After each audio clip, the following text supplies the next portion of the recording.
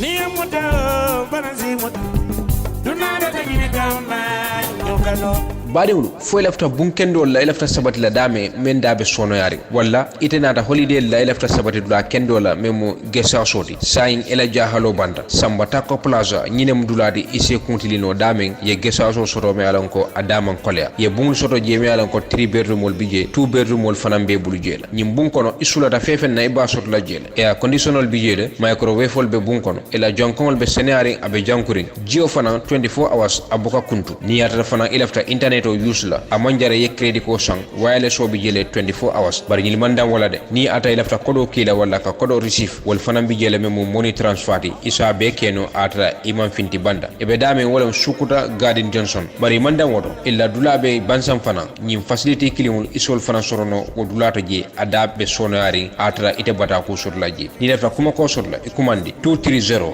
3841 wala 393 3102 wala handsign 9288244 wala 7292686 Sambatako Plaza nyillem dulati mi alanko alse bungul sorono dadima ala baraka bake atal menke Eco TV International jibe fele murtanambi talata lungo kana programme di yalla de debate mi yalla ko dalta ka di yalla Eco TV talata o talata kanana programme di yalla mi yalla ko wolen debate tinka politician on na fena nge sinde nge nyaltilinde nyola pour nga kacha ko wala mi yalla ko wala be kere wonyama ala baraka bake atal menke Eco TV International jibe kal wakilindi bake ka fale ale subscribe to our YouTube channel adum fana ale bulan noma on Facebook pour que bulan ñim programme no mi yalan ko interesting programme mi yalan ko wala ka bana Eco TV International bi mi yalan ko a fele mutanan ko rek men ka programme di yalla wala Ebrima Jarra andu nalun tang momenti bi wala honorable Saikou Marong aning honorable Seni Touré mi yalan ko unfortunately amanna no pro studio ñin ko ja pour nga kacha ko wala mi yalan ko wala be keri but nevertheless akamunda honorable Saikou Marong be janne pour nga kacha ko wala mi yalan ko wala be keri politique wala karola anim fanna ko tebal programme ñi meni bolodu ko wala sambata ko plaza de ñun nañ ñon tawri ni nara nanka bonkendo di molla banko nyinga bungol mi yalan ko e beteyata e seneyata be bantala banko kan la fakana na gambia le ta sambata ko plaza ni fudata je drobe bonkendo di de e kam me di nyame ko wol ka sone bul wala nyame la bungol be kono flat screen ol bi je freezer bi microwave ol bi je ko ranyum fanko no me ya nyabo warande wala ni sabatita jata jarle finti bata kata sandiroge mini maketo be nyin la nyin to le la fengol be ka bo dame wala america banko di ko di falin la bi jele mi yalan ko wala forex bureau ila faka kile ban ka falinne walantuma ila fakala motum yana ko ka receive sa be keno korda nyin kono ban sam fana yed la kende soroje memmu ladla de sambata ko just house jiyo bu ko konto ata nyin la nyin to bungol bebe jenkuren alungan triya ina fana la gambia pour ka li fo ke yetara kontan ni dia kono ta sambata ko just house mem fala sukura garden johnson be dame ni furate ma drop al ketel la just screen auto andum fangi telam nyon tangode ni nata nan ka do bun kendol di molla banko nyika wanyama ala baraka bake ko men nga fale nyame men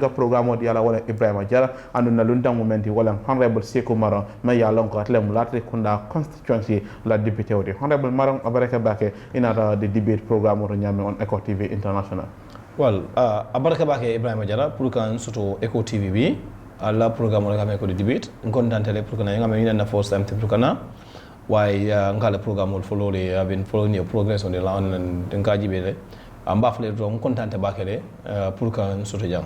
Very good, honorable. Ka commencé drum a kamon parliamentary election même député carré fayodi amu fennet mi yalon ko aman jam fa kota ke bayri april 3 wala yela ngani yow yitande e koy mo molti mi yalon ko ibelo la kota ke la rekunda to yala but this time on a different ticket National People's Party ibelo la wala pour ka député anyen mune nyin simfanya muna triga wala muna ya sabo. Well Ebrima baraka bake ngamira nyin is very simple. Mo be yaron ko minata num party to men même UDP to num back in 2019 I mbaylanu so bire mbay at the level of the National Assembly I become independent ngata independent up to now so I left the Cameroon and back to parliament ko renke so nga desire pour run on the NPP ticket NPP simply because NPP muntala party woti ndal be mol kono le ndal be mol kono men yalan ko ida contributor pour NPP elo pour NPP for any stage so nimbi sita ngaje ko is prudent comme akum mayatante kande pour ngalo on the NPP ticket pour que député ya ñini Latrikunda Sabiji Kutenke. Okay, Latrikunda Sabiji constituency. Je mol molti mi yalanko wala carte o fay pour état député bon. Suddenly kabri UDP ye bay mo jamal beje iko gable be ni molti ma mene carte o fay Latrikunda. And we a chance of winning ila second bit pour ka low second time is going to fail. It make no la. Mune will take you on that. Well, Ebrima Jarra, you know, these are the same people menko. The chance President Barrow mentioned for the December election will win. There's no chance. If only probability you and President Barrow the December election will win is 0.00. So if those the same people no more killing for them ko, until a gap ni multima is not cordial or the probability for the Muruna Korenka deputy moto is very slim.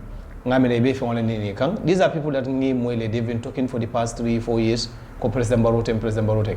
So being not a Korenka deputy moto. Because these are people who are Mojamal bije iko presidential election and parliamentary election imankili. Parliamentary election is about the candidate me alon ko ye wala president wala ye wala landi mol nyako, which is different from presidential. Can you tell us like in notice any difference? Ebrima Jarra, if I can sell my candidate to people, ninga mo wafi no molma sakatu mamfango. Yem jumale wafi? Nga president waro wafi Latrikunda Sabiji Nkol male ya muta. Ya kate fay nyala me yalon ko. Alhamdulillah. Latrikunda Sabiji UDP Nkol men beje ilota men na tikoto 2017. Iko ile kete tombon keke deputy akete jikla teoldi andu nana mal nana me mira menna ya wala ke bayri ko kabiri be kala deputy ilota tilola mek ma fone dunia ye dunia jele e mo ni mira menna dunia balu ko no do naka to keke. So until an allegiance week President Adama Barrow's support was based on Femi Alonko ngani to nyala la to nyala kan lata fene ka melon ko lata kundala nyato tabu wolto gambere nyato tabu wolto so ni to ya mira ko mbetara dula to men yalon ko ate bayir wa sama nam banko e ate nyato ta sama nam banko e mbetara dinka kilon kono hanin tam ko se ko mo be mina politiko kono hamole ndundi nam politiko kono manna politiko la ka do ko nyin ko politika ben ka duna internet do ko la do ko men ko senata do ko men minister resort kan ngana fe ngobe soto yi alright ni aje ngo bula na ka dum politiko kono ko la en sama nam politiko kono wala mba gambe yirwande nyaadi gambe bita nyaato nyaadi wala en tedundi politiko kono me halon ko gambia mo ni musio city be fu ngela gambe yaato nyaade wala yatin tan na politiko kono man ni amina ko political career with the UDP ini wala ya commence ibn wala kon e ka nyin ka characteristics sol même wala feature me yalon ko e ka wala are they not in UDP fol man taraje nim ko e man taraje mba fa mabe do safa ko wonten to nyaade balin ka fem foye wotay mom fotata gambe fotata watle to me yalon ko for some more sort of few people many yalon ko they should be brilliant and brave enough ka ko look ntolinga gambia leje ka dambe political party ola wo wato sitanu ntol fintitana ka ko look dia mo siata cho siata but Gambia first before any other thing wala ko Gambia bitanya to nyadire. But do you think that was an oversight? Ila karola puru yeke moti mi yalon ko ye was step nyinta because the step that you took ye menta puru kala President Adama Barrow mol me yeke palaso nyinto there was no consultation here and there between you and them puru ni kacha ka fo entela faka nyin step lafta ka waleta I bet natra nun ko where democracy should prevail wala democracy nyanda ka tama you should have consulted them, isn't it? Well, Ebrima, if you talk about consulting my people, come be Adama Barrow yad. Mo be alone, Gambe be alone, konti yenta baile. All right. Something led to that. Is it? What led to that? Walam ko. Nte inko NDP, UDP inko le dia fonto le ko. Al Adama Barrow le NDP ala fasa. At all cost. Abode to lebu. Iko ala fasa at all cost. So lo tambola fasa kan at all cost. It didn't go well with them. Eko mantale la political agenda nyim fasa kan so yembay. So ngamira people have to understand this one. Niko ko ela mo consult. Nanda mberzan kana mo consult. Yenta baile ni be baile what can you do? It will not yembay. But do you think supporting the national development plan at the time, Puruka national development plan was support, and in Puruka political balloon in your constituency, these are two different things. Me alonko iman killing. No, you know, let me tell you, Majala, political activities are all interrelated. But this is national document. Me alonko, it is not partisan. Kaitole me alonko abe lori bankola yurwa. UDP is after you. Puru yela grassroots politics ya develop wala ya samba to another stage. They have no connection. Ila grassroots political ka samba another stage. Elafta nga samba stage o mena that is the wrong way. What was that way? Yeah, because electanga sama stage men wala ko President Adama Barrow femfe ni nyalon ko Adama Barrow le be because to le feel ko any achievement men sort under the under President Adama Barrow is close to Adama Barrow. So nte manyana ko support. Nte I feel ko any development or achievement men sort of time ko no. It's not only Adama Barrow. It's about the Gambia. Gambia ni nyato talebi. So this is what they don't it will ma understand because nante nu ya understand very well. Amanta wananta nu pour yentul bay. NDP, President Barrow, NDP, support. Let's move. So the sacking of U8 from UDP was unnecessary? It's very, very, very unnecessary. Really? Yes, it is very, very unnecessary. But holistically, now, do you think UDP will sack you, Honorable Marong, ebe baile ila partito, fully knowing Iko Amadou Sane, Usino Daba, wala architect of the NDP, ni kwa was support, Ibo was support, and they sack you? Does it add up? These are the architects of NDP. But you never feel to go. By supporting this one mean you are supporting Adama Barrow. You are giving opportunity for Adama Barrow mole gambe di mole katify. Ndanu mantana mira ko nyama. Ndaka mira nu nyama wolem ko. Adama Barrow president wolem numbe so bafla ko former president. Honorable Saikou Marong deputy wolem numbe so bafla ko the former MP of Latrikunda Sabili. Men kum maya ta fa kum maya wolem ko. Be gambe la nyato ta mba pusta nyame. Be gambe la nyato ta mba tan nyame. Look, these are people men ko NDP are design. But these are the very people also made NDP on the mind card. Because even on the mind card, Saikou Marong supporting NDP, President Adama Barrow NDP menara ka support o manyane waranta pour Saikou Marong bay. In fact, Honorable, do you think it is not a trust among Fendimi Alonko, among Kumaya, Hani Domandim, whether UDP or Adama Barrow, pour ka for Eco National Development Plan support? According to the Constitution, Section 112, Eco National Assembly, they gave you guys guidance, operate Nyame, which is concern and national interest. Exactly. So why didn't you reject that? Munat Neman Balan at that point in time, ka for UDP Eco, I'm not supporting national development. I'm already given a clear role to play as an MP. Yet you fall for them. UDP should have known better. Ko at that moment, constitutional assembly didn't tell them what keka. Walem ko national development plan o Gambia la nyato tamba soto la nyaming ntebe wol support ka. But inga men fo don e mo opposition ta fil ko ningo support nga move to another level. Amam betia itulto politically. Because if anything is linked to politics. Because men keta walem ko they Adam Barrow sirin sino men kan if an mbo e nyaabe o sino kilin wal kono. So to be siro sen kono nyame wala ko de fil ko ninga fenke me yalon ko onda Adama Barrow la masakunda ko to aketa wol to mo bafala ko Adama Barrow la masakunda ni keta wol ko to ala nga kata faye bari mu ngi nata ko alale Adama Barrow tambi no time on dum gambenul aware gambenul yalon ko munem what is good and what is bad ninka te fa aussi da gambenul ba design lel based on the reality on the ground, but not based on diamond men baking on Facebook, on WhatsApp. Yeah, it is not misleading to say even NDP la support ka wala. The UDP ila complain ye may it and in was Honorable Maran ye 2 million ko mo multi ko you will receive 10,000 from the president. Eka wule tangota president bulla and we ka distribute among parliamentarian pour ka president wala kumo londi wala ka fasa deputy bonko. This way among the allegation me yalon ko ya leka. In fact a parliamentarian confessed that me yalon ko well, anyway, the issue of this 10,000, we are telling Leko, cool and level dollar. UDP, we are just no, because remember, then the issue of 10,000 Nobina, there is this suspicious in the Malu tema. Young people don't know. They feel ko, Dolka Adama Barrow agenda call support. The issue of this $10,000 among what no for UDP or to another level, put can to buy. Near Honorable Saikou Marong given. Nasoto sa doya nyaaw nyana ninga fefeni so I shared with people.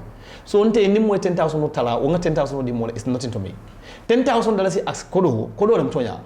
But ama warantinte up to that. But main important ye wonam ko. UDP use that $10,000 as a cover up. Ka fo ko ye 10,000 no ta ka di mo lenda. Look, Saikou Marong with a consent. Honorable Saikou Ba Jaju, Fatoumata Jawara, Alaji Jawara, Omar Dabo, Baba Galle Jallo, you were telling them that $10,000 killing, $10,000 killing. Mo member hakilo bolo yao $10,000 killing wala atina yundara Adama Barrow support. No, Jarra, that is totally is very very misleading. The reason why we not tata kapuka Adama Barrow support what them call. Leftale, Gambia move to another level. Leftale Gambia kako bankudo benyame. Nunga fil kontrol mun dino lalti anyanta dat len tolelma. Ntole ntantambi to wala kando nga so moyen hakilo control kana mindset in control. Nte wala fil nga fil ko mo man nim fana be jang imun siyo sit fo mo man jakolti fo mo fulodi fo mo jolal fo mo sarolodi is all right a collective right lem pour moment di inyanta men kala yakeno. UDP claim it can for Wallen they are the finest democratic party in the country. Ni naraka democracy ka sabatin the banko nyinka. It can for more than mind control. No. Are you suggesting democracy it doesn't exist? Jarra, that is by word, not by action. That is by word. UDP is the most democratic party. Well, that is their claim. That's their claim, but that's by word, but that's not the reality on the ground. For example, the anti-democratic party, number one, Usainu Dabo would not be serving that the same party for over how many years? Number one. All right? Two, nin democratic party them no. Huh? Iko ya claim nyame no. Kuo jama kekena amanta kala UDP. Galan munde. One, city for some color issue nying. Amanta kala. Bide city for some color case tama court amana for gali. City for more le certify. And you should be more democratic. You know, Kafako Kalimto, we are democratic. Amanya, ya had a madi Alaka sunu mule juwanga ni yabuka from gomen kana boni dala. It's a for dollar. There, kafin for dollar is very easy. But in practical, is that the reality? No, it's not. Really? It's not the reality. You go to UDP Congress, you know how the Congress work. How does the Congress work? The Congress is a set up. In fact, these people will call you from your constituency level, Lieutenant Mr. X, Y, and Z lateral delegates, so that those people can work in their favor. Democracy doesn't work like that. So you were among even no more you added that action. I want to believe they call you that. No, because I very well from and said nobody's going to call me.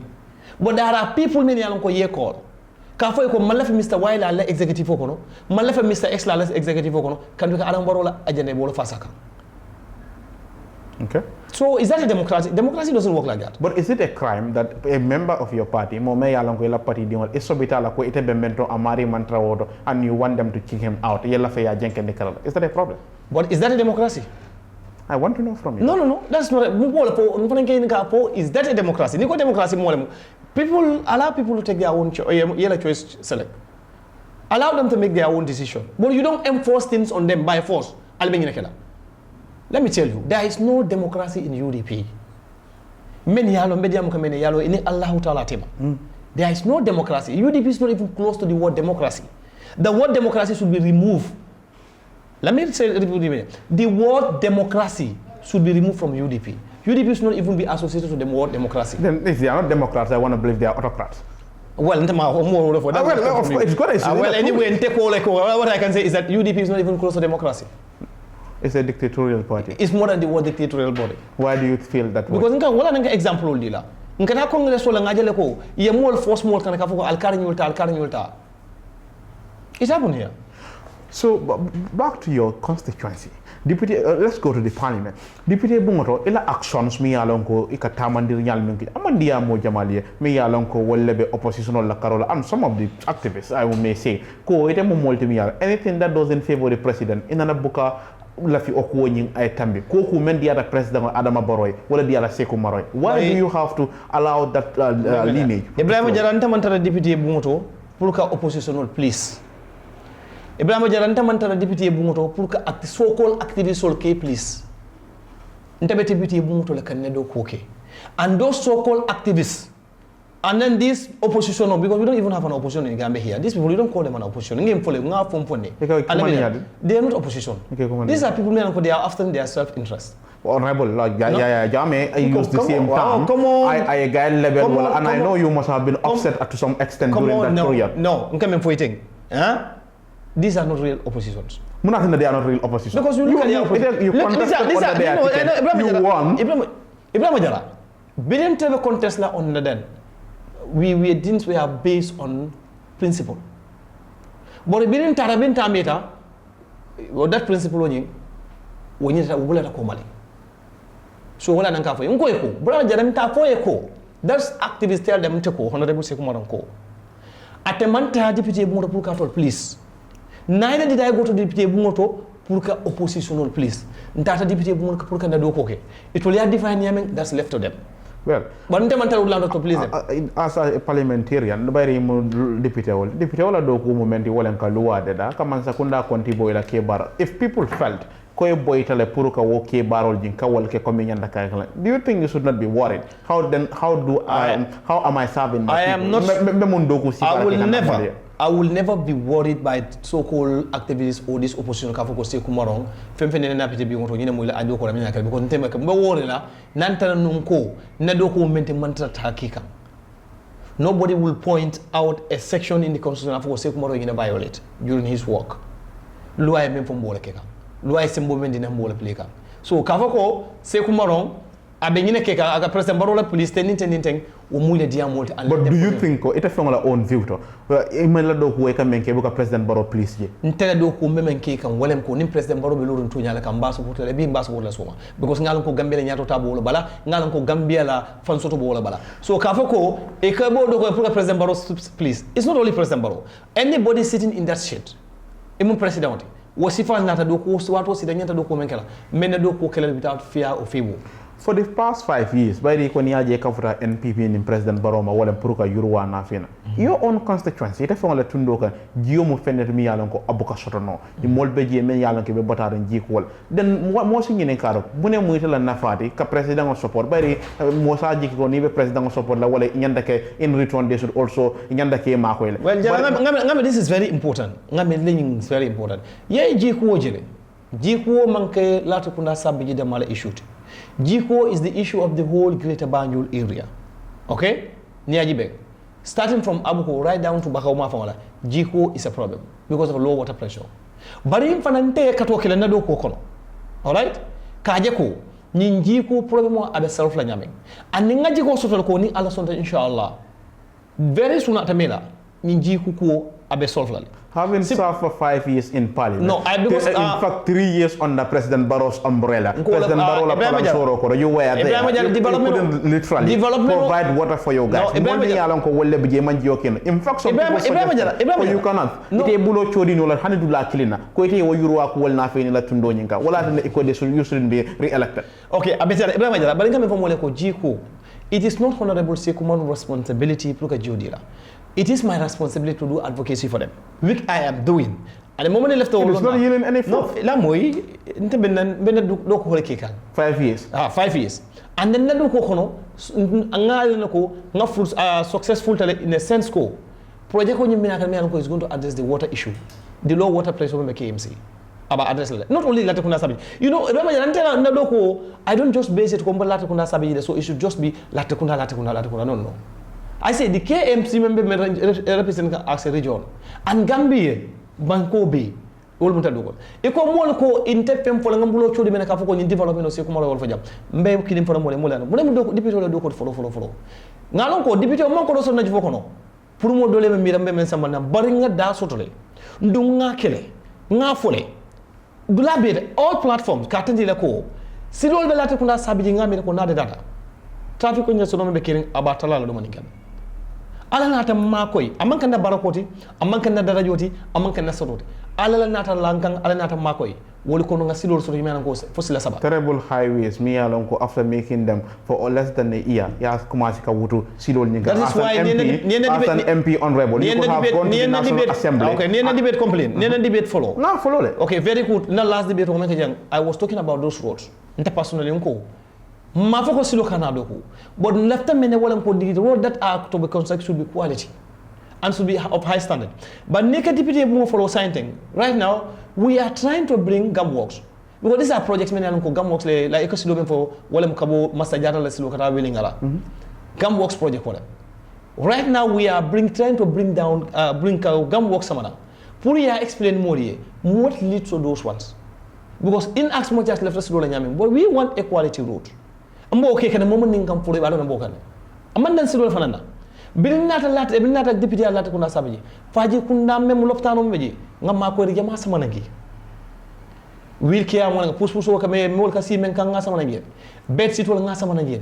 Borol Jamabi Samanagi. Gafmolekon achievement, no make a deputy Bulo from Kafaya back. Jamal Bijay made to the Echo Bulo move. Because Mugambulo move. Really? No, I want them promote Ning Alayake. Mbulo wa Bajana Bombanda Sai Kana move Yamui. Well, you know, but on a very serious note. No, okay, on a very serious note, now go to Ebrima Jarra. Near Faji Kunda Abuko Jibe. Abuko, as I'm speaking to you, say a health post to Mianako is operational. Ndabo Molkono Mianako Hadiamole. in consultation with their councillor abuko ward councillor okay abuko niaji be fana bade ko melen ko famata meta ka kumbo moma ni kambe ni before these are things men they are there straight mango ko ngamirale ntele ngafo na sedo talakira na sedo be lata kuna sabi kambe be they are all there niaji be abuko yek bade ko kumbole fameta bade ko masotono alhamdulillah bin lota ko no kan ngaje ko bade ko nyin asota abuko de manda wala ndaketa mu ko ni mole do ko kamera ko doctor wol sama na doctor tannilu ngamul operate nga operation ko kamera ko successful operation na mo tan woro wala ni sey so ni ko se ko mo na député ya man fenke den na fo ngba fo le ko na man fenke come on the 9th of April abe senale to man fo nga fenke fo man fenke let's stay on this subject matter. Presidential mayor Lonko Wale Tambita, Akamunda NPP 15,000 votes lesoro. United Democratic Party 13,000 votes. Not 13,000 votes. UDP don't have 13,000 votes in around that end. They have a difference of 2,000. No, until UDP the difference is about 4,000 plus votes. Fair enough. Saikou Marong NPP, Marong NPP have 15,000 votes. UDP have like 10,800 something votes. So they don't have 13,000 votes. The difference me Lonko Wale not onata moja UDP ngol men be la tundoka e sondo mo sikande bake carte fa in fact iko mol me yalon ko wolle ka wafiro ke slate kunda marsero you went after them itara ye carte fa la le wol be voras kadi wala pour ita carte fa fulli no en ko de anon Gambians muna be kele reaction to on that jara ngam fo wolem ko nte buka sa kuntu no lipa na fata nyala nte buka ko vomi ko at least I will not have any gene on it. It's going to cost you in the future. By the way, parliamentary men they are not going to take it lightly. Then let's see on the April 9 canal. Kateo final. Na fight for basically ngofo. So but is this allegation true that ko even mol kono le me yalon ko canvassing support ka mol samba ka karre keso di la me karre fay kayto nyini men yalon ko e manke Gambian dingol. Jara ni men ka fo ko ngam carte o di mol men ka Gambian. What stopped them from going to court? Remember Jara nga court so yande. All right? Revising court so men ko they operate for how many days? Ebe sitting e ko complain si fale bato munat ne to le manta ko complain ko because kalo janka fote ko Saikou Marong it make no sense because na fatala in a sense ko jara na fatala because amanta force biala ngolo foy I can make that very very clear to you na fata dia mo because amanta force biala na fa bala wato men nito lata ko evidence ko Saikou Marong they should have just go to court. No, well, this is not the first allegation me yalon ko wala la ko man back in the days in an year 2 mila ko dindingol ko di la mi yalon ko al namru aleta Adama Barrow bendo silo wala na mo jamal bi ko wala fana yatinde fana ko Adama Barrow kate kese wuli tan lulu soto lati ko na sabi to be 10,000 plus votes imagine of 4,000 plus votes men kida men ngofoy kantu ka ko fo me yalon ko na fatala eka kumbo kula mi ko amanka kumbo dade eka fene fam yalan ko na fate yala de nan wala wuri ken son bi fala kumbo ken son at the end of the day UDP hane bi Imam Son carte guarantee why is it always UDP it's Gambian politics Imam Son carte fayo nyina dama yalan ko iko yela evidence on commencer la ke bondi NPP kam dama yalan ko million machines and things related to that ibe bondi kan ko iba level kan as voter inducement do you think there is sanity in our electoral process ka Sénégal afoye ko Saikou Marong ko next election o men kana ji kabul mbole dila kamol induce ka foye kate fa Adama Barrow ni wolfo yara lefta yewolo long yara nko man ngol ko karero ka fo chemboy ko findal ne wodi ge ete football besol di mo lay ko Adama Barrow banya nadila ete karero di ko Adama Barrow banya nadila bari mba fole ko ambe cede andila ko ni député kata fam parela ko jaro nim fursetul hande nga jama bala sambila mbadi dam wala ni poy defana yare karero petition wala saba Supreme Court ndako say ye pare de yada spoon petition of an prepare because it's coming.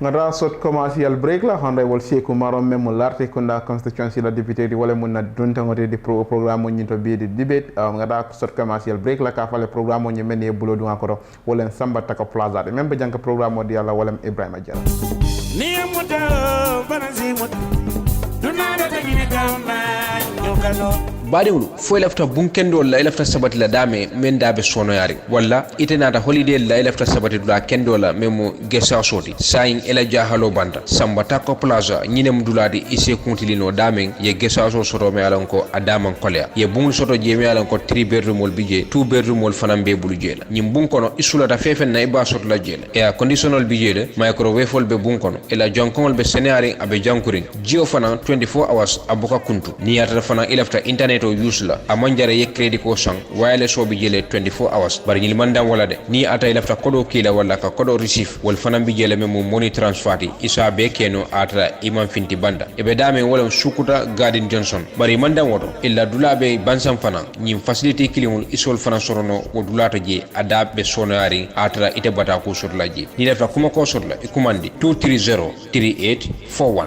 wala 393 3102 wala handsign 9288244 wala 7292686 Samba Takko Plaza ñillem dulati mi alon ko alse bungul sorono dadi man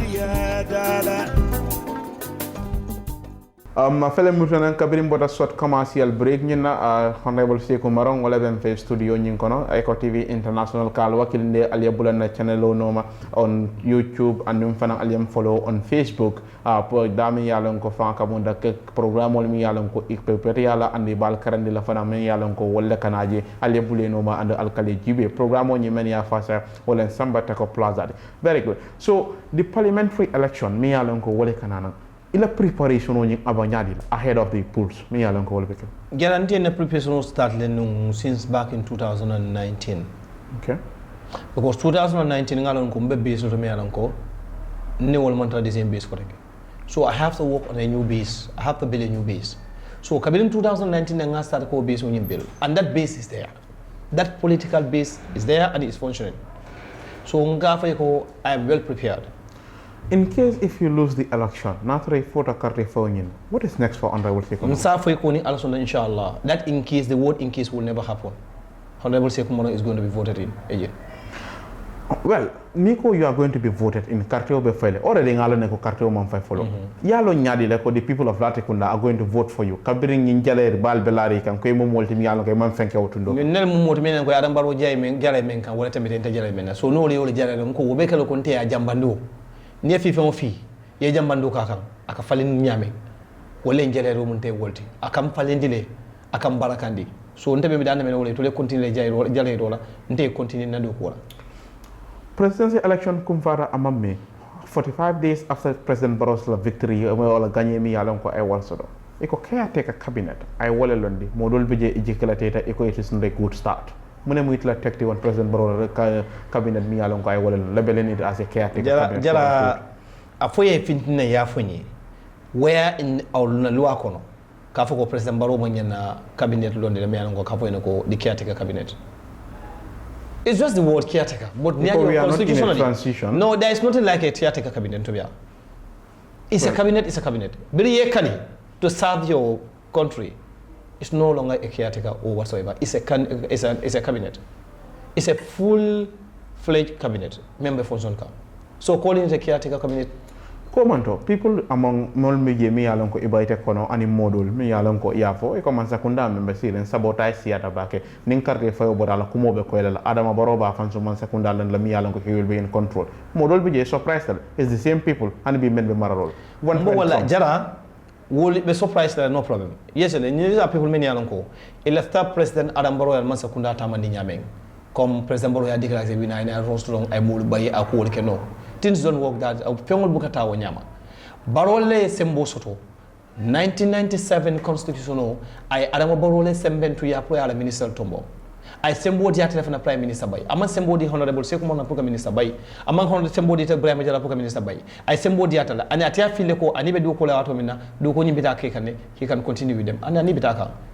But to be candid enough, now for the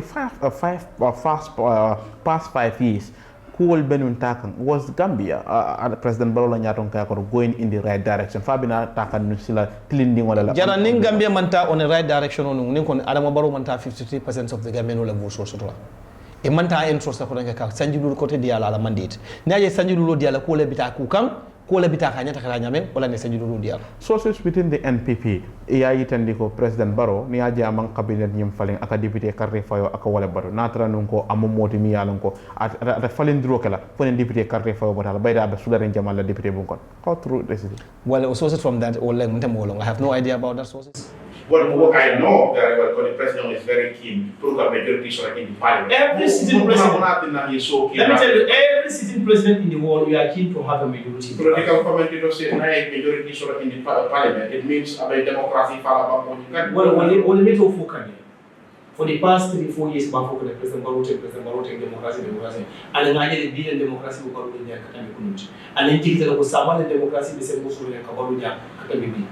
So, although Diabo, potential someone no avenue to put in a Diabo, but we want any dynamic for the democracy, generally one, but make sure the more you better understanding about that democracy. Second, to decent can move to be follow democracy. Ila faka muru deputy bunkon la. The other time, the constitutional draft constitutional ibe mol kono many ya reject. Ali ko do lita mi yalon ko amal konta. What kind of constitution would you want to see ni murta deputy bunkon? Lafta constitutional mi yalon ko. Ma fa Gambia be fon jeli. But there are some fundamental issues me yalon ko anyanto la address. And then from the left constitutional it will not go after an individual. When you said ilafa constitution, yeah, the last draft constitution it goes after President Barrow directly. Like how? These are independent people. The term limit inserted in that constitution is wrong. It's even against the international standard. There is nowhere in this world member constitution. I bet to disagree with you. Tell me where it is international. It is not. It is not. But in Yajibe, retrospective application of the law could be harsh, but it doesn't necessarily mean it is inapplicable. Of course, that type of a constitution doesn't happen anywhere internationally. Standard. It's against international standard. You don't have someone that served for 4 years in presidency. Eka Saikou or 4 years is part of the Yamina Sabla. It is President Barrow It doesn't matter. If that is the case, then 10 years for him should have been enough. Lua manako address. Lua nata kame address for prosperity mbetaraja. Lua nata mena kame address me alonko. Some batna there will no conflict. Lua nata call address. So Kavo President Barrow miro lemko mbet 5 years kana kame 1 year kereji. Lua is not interested in that. Here we go. Another draft constitution came up, comes up rather. Another Nanje, President Barrow, Alain Sanjidula, Benjamin Menkona, are you going to stroke that one also? Oleatina, the entire deputy moto, Mekato Kalakajo, constitutional Kurumina, and now on time. Time, and I Juna, Kajako, President Barrow in Tamu, the sitting Tamuning can be part of it.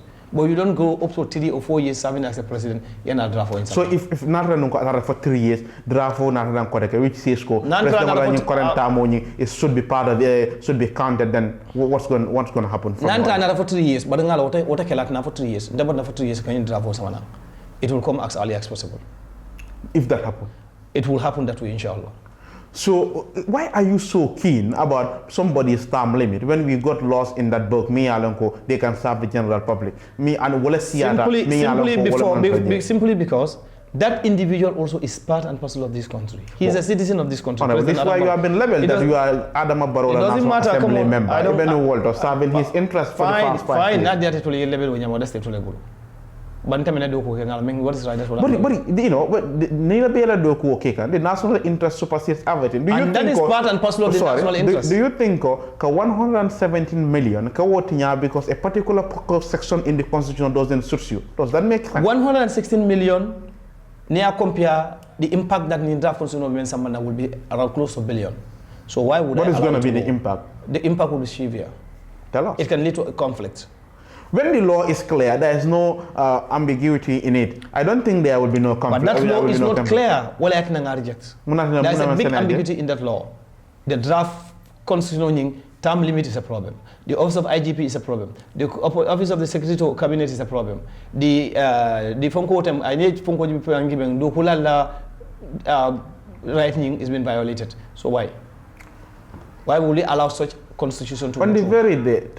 Constitution only stroke out that heavyweight ningo for president of Molmen Sutia Rabala, Beko, Mr. Saikou, Siaka Jarra, Eko Yeje, if do not deputy Bunkon, ever Fintilla, if do not deputy. In a right limb, Modol Biji, the Bulo Chodilla, Eko Multimian, they were interacting with your people. Albina Minekalano. Mbo Lango, for like a right limb, for my rights of the Kadun, Molekere number. Ngo Hanide, Hanaketa. Foi ma reaction pour ko. Answer my question. Non quand même nakeda foi ma reaction pour ko ke bang. Why would you allow a third party to come from the State House and come and dictate you? National Assembly is open to the public. Anybody from anywhere can come and talk to anybody you want. Did that answer your question? There is no law. No, let's put it this way. There is no law in this country. Men koko, motable no la banda in National Assembly. No, let's just put it this way. It doesn't matter. You know, to me. You know, it's to me. To me. You told me. Ko ni aja UDP ila ko idea on democratic imumol miyano ika kumola fu etebe barala menna. This is why you went against them. Now it is President Barrow, you give them special treatment that Saikou and Siaka Jarra will come from the State House and come and tell you know what, Jarra, nte nanga foi, I never had a word with Siaka Jarra based on pertaining to this draft constitution. Neither did I have a word with Attorney Mr. Mbalo, Saikou Mbalo. It have never happened. But in Kafan, they have the right to come to the parliament. 8 of you, the president at that point. Among your team, because you're a team leader. I like Can you withdraw that statement? We have all seen that anytime something goes against the president, you stood up firmly. And that's what I'm Ngo, Jarra coming for it. Walem ko. Siaka Jarra, being it Siaka Jarra, being it anybody, you have the right to come to the parliament, you have the right to talk to people. So they spoke to you guys? I'm not aware. I am not, well, I'm not aware of any, man wakalamuta. Nakeda fana marma kalamuta. But in Kafeko, that draft constitutional menata, among Betty Awala and reject. And then Namusa and Kotan Kaman Command Bella for the reject. If not a billion pound, let me make this very, very clear to Gambian people. I did not. And I will never regret rejecting that draft constitution. I did it out of pride. Let's say if you go to the National Assembly, similar contention sort of let's say between the opposition and the ruling party, then you are clearly telling us until then, better question or answer. But in coming for any contention on Asrota. Gambela interest element on nyatuta de melon ko tan de map plinto te fen samandang melon ko abejutu na yala samandang ndabe jila ni ko abejutu na yala samandang fem peninte jutu na yala samandang mo kan whether for or against the government, you understand mba support but fem abejutu na yala samandang hanna ta fem abejutu na yala samandang oppositional kan mbe ruling party I will not support it. But it is a ruling party there for Sanisa will be no, independent National Assembly, not a ruling party. You are part of the NPP. Jarra, NPP and campaign NPP. I'm telling you, my role at National Assembly, I'm an independent. Few days after UDP, you followed President Barrow in one of the Nyomi. Say that villages in Nyomi. Say that and that Natalo was a turning point. Wonata lo nyale ma understand membe nga bulo wulindo min tamne lo ko nyatota sikanam do. Jarra, just to make it very short. Yaje nka mem fay wolam ko Honorable Saikou Marong is independent in National Assembly. Outside na activity nka NPP le support. Tell us one reason. Me asa almost here UDP and many by. Me along ko dol budget or perhaps they call you guys back on Senor Lamalde. They call you all sorts of names. Tell us one reason.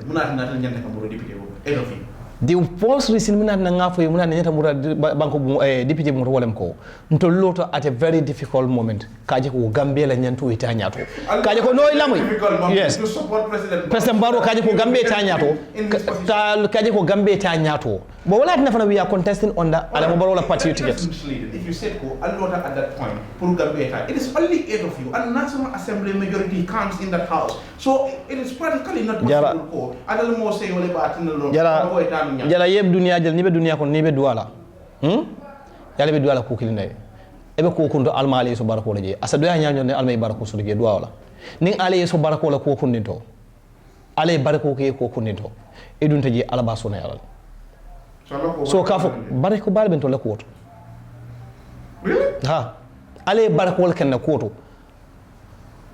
wala tina so akamunta Allah femal mi Allah past 3 years, 11. Do you want to maintain the same team at the assembly come April?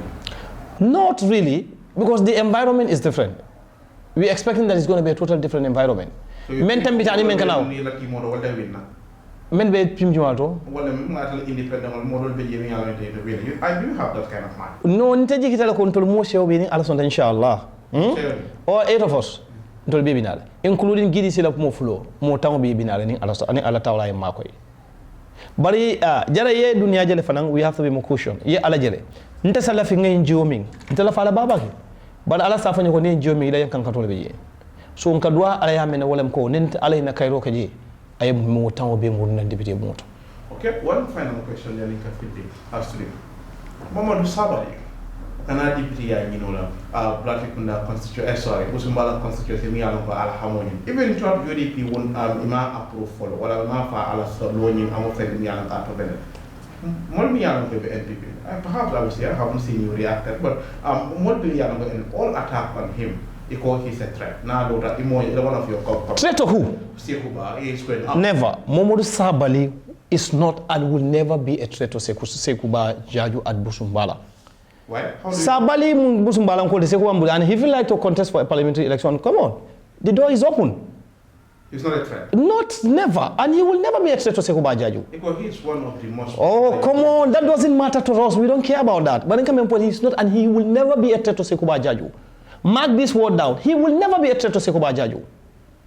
Really? Yes. So you think Saikou is going to come? Ning election inshallah Saikou be kukela. Ajen Sabali la. Wole be sembo wata than any other candidate on the Busumbala. Wow, Sabali being a threat to Saikou Why do you want to underestimate? I'm not underestimating. The Babala commando of one of the biggest opposition party in the country. Ate mun baba la commando yan Saikou mun baro la net. Yoy molo lo wala sida. So baga ngabe ngin be da fi do ko la sede yamle. Même mun commando tani même mun nyinti. Ngabe fi do ko no to. Is imagine be ko fongo be start la. Anka duwala alma ale yake. Yata. Honorable, but thank you so much. Thank you so much. Thank you. Even for the Monica Eco TV International TV. Well, mba fole donon alla tri programme mo lem don watu wata kala folo. Anin kafo gamenu le fane ko parliamentary député carte fay aussi tale mba fola na folo so le ko député carte fay aussi ta atole le carte fay president ala baro pray lo ndung a development agenda jamal so wo agenda nyim pray futa albe dim that's why you bring me here to sell my agenda pour ka fo ali ko atole le carte fay president ala baro e price wo president ala baro pray la do ko keno pray development mo sal pour que la banno al carte fay la député oli si ala député oli si député bungoto al carte fay men kama jiko kama 53% na siata le jiko nyin sembo wortale baro pray o jiko nyin deliver al ba ma ko nyaade wolem ko al carte fay la député oli diam la 15 la libolé diam oké al focus al carte fay adama baro la député oli ala baraka baraka baki honorable Saikou Marong ni yalan ko watlem député de Latrikunda constituency andum aba député ya ñinola National People's Party to yala comme April 8 or 7 rather mi yalan ko wala be ko député carte fayode abat ka fay baraka baki anara Eco TV International wato be la nga kumandi akane dan ko nakon ak kumandi lo ya very grateful baraka baki and miss him all the best ko nyama ala baraka baki fo ñim tabata na la inshallah ngamur tan ko dege na programme do yalla mi yalan ko wala député politician lay ñaati li ñu lay ka ko wala mi ko wala ke wanyama ala baraka bakel